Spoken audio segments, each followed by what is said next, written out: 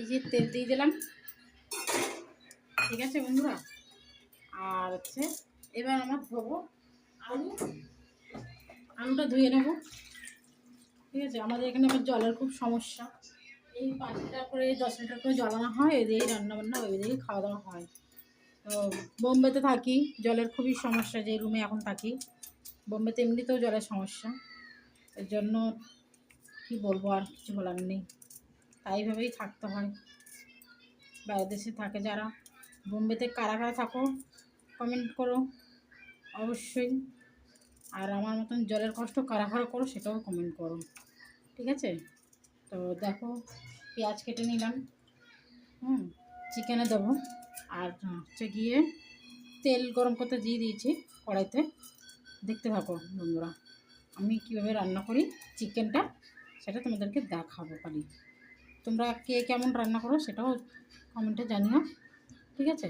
আর আমি কীভাবে রান্না করি তোমাদেরকে শেয়ার করছি। তো চলো, আলু দেবো কড়াইতে, একটু আগে লবণ দেবো,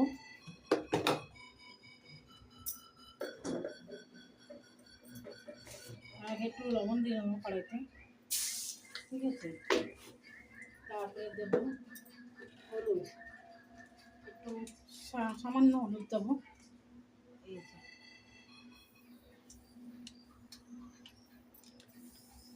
এই যে সামান্য হলুদ দিলাম। আলু ভাজবো এখন,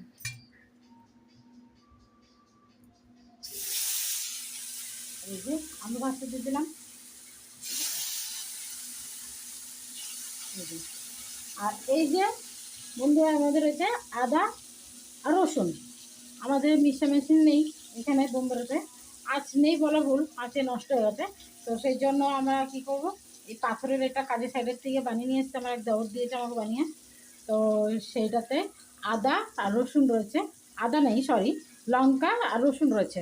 আর এই যে পেঁয়াজ, এই যে একটা টমেটো, আর হচ্ছে এই যে স্পেশাল চিকেন, এর মধ্যে রয়েছে টক দই, জিরে গুঁড়ো আর ধনের গুঁড়ো, আর হচ্ছে একটু লবণ আর হলুদ ম্যারিনেট করে রাখা রয়েছে।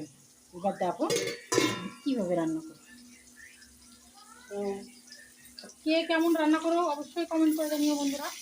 আচ্ছা, আমার সবার রান্না তো একরকম হয় না, না, সেই জন্য তোমাদেরকে জিজ্ঞেস করলাম কে কোথার থেকে আমার ভিডিও দেখো, আর আমার ভিডিও তোমাদের কাছে কেমন লাগে সেটাই অবশ্যই জানাবা, ঠিক আছে। কেননা